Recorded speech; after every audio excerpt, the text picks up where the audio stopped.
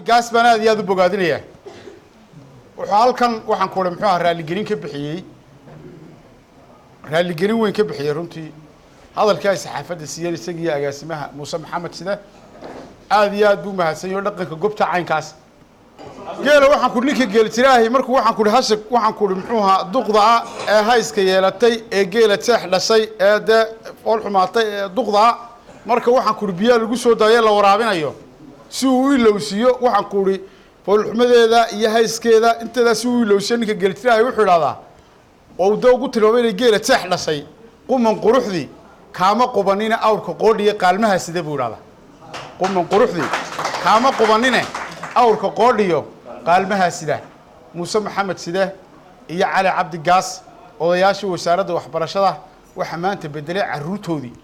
meel fog kamay tagin waa kuwii ay ku soo tabceen waa kuwii ay wax soo bareen iyaguna wasaaradda waxbarashada ayay runtii waxa ku dhintay wali joogaan oo ay madaxdeedii mas'uuliyiinteedii kamid yihiin tacab weyn bay xambaarsan yihiin waxaan ku waaxaha rag intaas oo hogaaminaya baa ahayn shaqaalaha aan ila shaqeynayay horta waxaan aad iyo aad ugu faraxsanahay intii aan wada shaqeynanay anoo u ogolaaday inay xilkooda ku shaqeeyaan iyo waaxay ahaayeen way dalacday aad baan ugu faanayaa sababtoo waxaan qoladii ila shaqeynaysay maanta inamadeedii iyo caruurtaydii ila shaqeynayay hadday ii dalaceen anigana waxay tahay nin dalacay un baana waxa weey Cabdilcasiis Cigar Riyaale isna wuxuu noqday agaasimaha waaxda dugsiga farsamada gacanta كمان تجننو وساردة كمان تجن واحدة كمان تجن واحد وحن نقولن الأضياء الله تلين دونا لبده واحد بقى كمان حريثني حلبا لقى قاعدة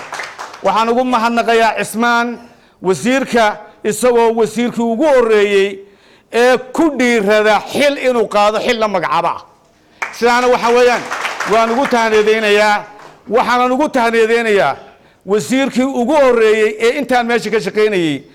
nasiiyay gumno aan ku shaqeynay wasaaradda waxbarashadu hadaanu nahay TVQ agaasiga agaasimiisa gudba taana mahad baan ugu naqaya waxaan halkan maanta ku wareejinayaa Warda Maxamuud Cali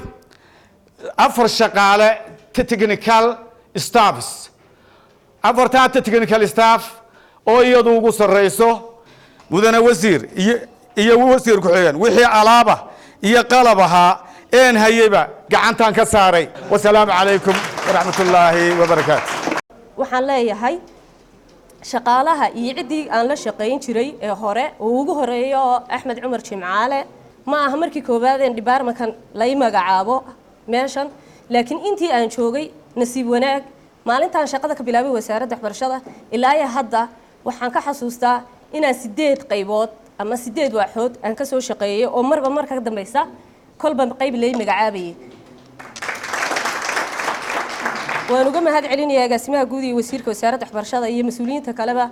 kalsoonida ay siiyeen ah inay igu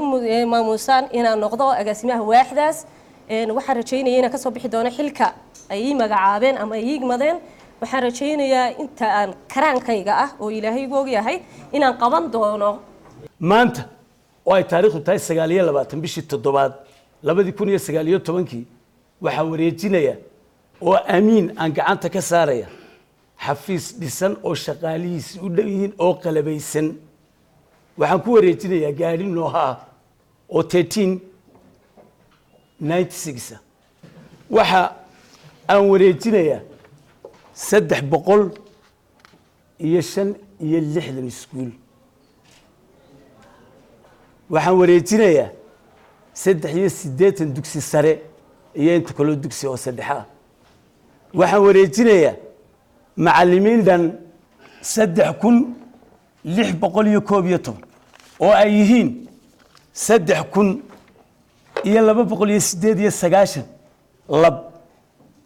313 ay yihiin dadig amiin waa inankaygi uu ka nasiib badnaa aniga waan la shaqeynayaa waan garab taaganahay markuu ilaa waan istaago waan dhaqaaqi karaa ayaan ka hadhi doonaa wasaaradda mid baan leeyahay qofku dembilaan ma aha uu gafi karaa waa in tala la siiyo waa in loogu xigsiyo digniin afa waa in loogu xigsiyo digniin qoraala waa in loogu xogsiiyeen in guddida loo diro ina wanaag celinta haddii la isku soo boodown waa arrin yaraa arrin marka waxaan leeyahay inta iga dambaysay aniga ilaa leeg sidaa kadisada marka loogu soo boodo inay dhintaan baan waxba ku ahayn hala dhowro madaxdii naga horeysay way ku mahadsan yihiin inay runtii meel ka soo bilaabeen hoose dee maanta meel lagu farxo oo lagu naaloodana ay soo gaadhsiiyeen insha allahu tacaala waxaan ilaahay ka baryayaa ilaahay subxana wa tacaala noo fududeeyo nagana yeelo kuwa halkaa ka sii hana qaada oo aan hoggaanka maanta loo igmadee loo dhiibay aan hagardaamayn aan mataqaanaaye habsaamin aan la hadhine halkaa intii karaankooda ah ee ay sii dhaafin karaan iyaguna sii dhaafiyaan insha allahu tacaala waxaan ku howlgeli doonaa daacadnimo karti hufnaan shaqo iyo daafurnaan intii aanu kari karno waan insha allahu tacaala xilkaa ku waajihi doonaa waxaan aad ugu faraxsanahay oo sunnaha dowladnimo nidaamka waafaqsan ah ku-xigeenkaygii un baana ii soo dallacay marka hadday cid kale iyo cayn ka noqon lahayd baan ma garanaysaa mooyi laakiin mar hadduu ku-xigeenkaygii ii soo dallacan yahay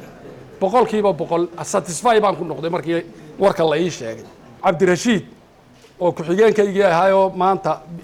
agaasin halkii aan ka shaqaynayay yimid ilaahay xilkaa kugu astura baan leehay dhammaan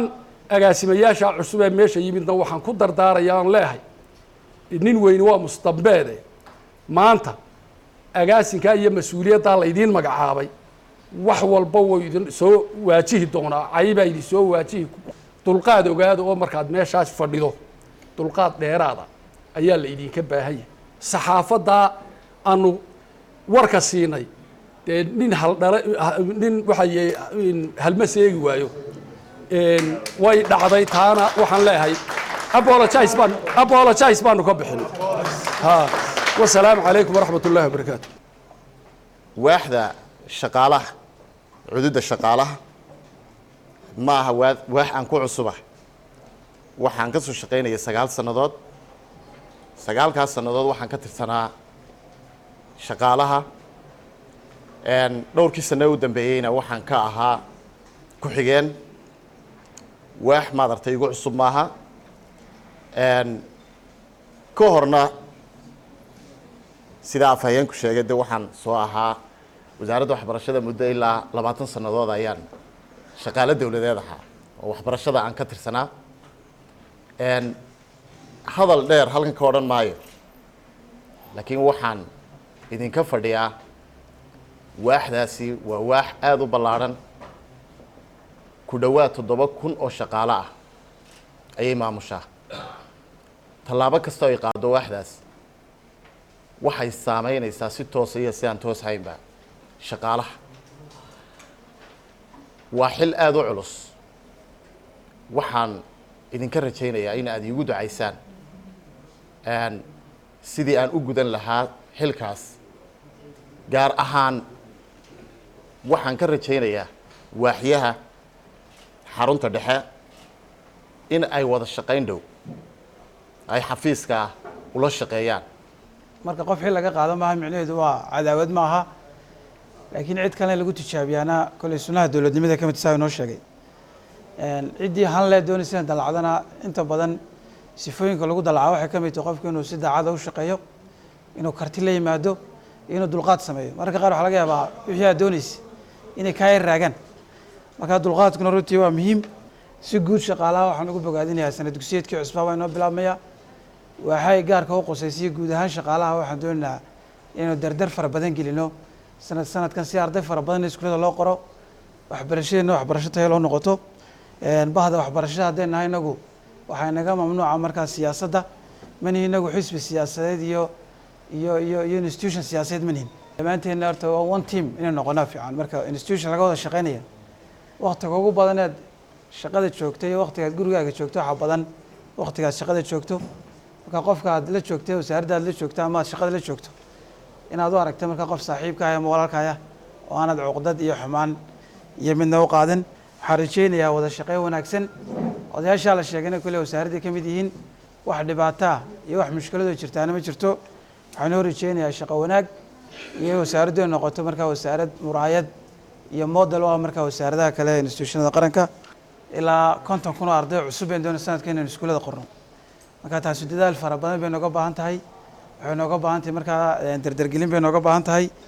raaligelinta calina waanu qaadanay isaga odaye intii media ka hadlay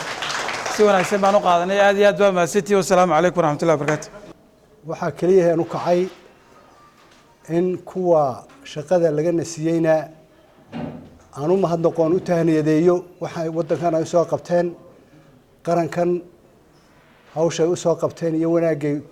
ay u soo sameeyeen inaan ugu mahadnaqo kuwa imanayana in aan ku dhiiriyo oo ku soo dhaweeyo xilka loo dhiibay ilaahayna ku astiro waxaan leeyahay odayada muuse uu sheegayo waa kuwa loo daba fadhiyo weeyaan waayo aragnimada iyo cilmiga iyo waxsheegidda kuwa loo daba fadhiyo weeyaan yaryarka idinkaa barbaarinaya idinkaa waxu sheegaya macnuhu sida aad sheegteen ma aha in laydinka saaray wasaaraddii baa ka mid tihiin dadka hogaaminaya ka mid tihiin waayo aragnimo iyo xikmad iyo ilaahay haddii ku reeya wixii aad soo aragteen oo kuwa yaryare idinka da-da yar aad ku hogaamisaan iyaa la doonaya qof la eriyey ma jiro halkan muuse imika wuxuu ka sheegay digniin koowaad digniin labaad digniin saddexaad digniin cid dembi kugu haysataa ma jirto digniin waxaa la siiyaa qofka la eryayo ee laleeyahay waxaasaad samaysay iyaa digniin la siiyaa waa hab dowladeed habka dowladdana haddii inagu aynaan ku dhaqmin oo ah halkii wasaaraddii laga qaadanayey sida dowladnimadu ay tahay sida ay tahay xukunka sharcigu siduu yahay haddii inagu aynaan ku dhaqmin waxaynu ardaydeena iyo ubadkeenna baraynana waa been waayo inagii baan dowladnimadiiba markaa garanayn dowladnimadu waxay ku fadhidaa in qofka marka si kastaba ha loo dhaliila wax yar la dhaliilo in meesha laga dhaqaajiyo qof kale oo laleeyahay waxbuu soo kordhinayaa in la geeyo hadalkayga intaasaan ku koobayaa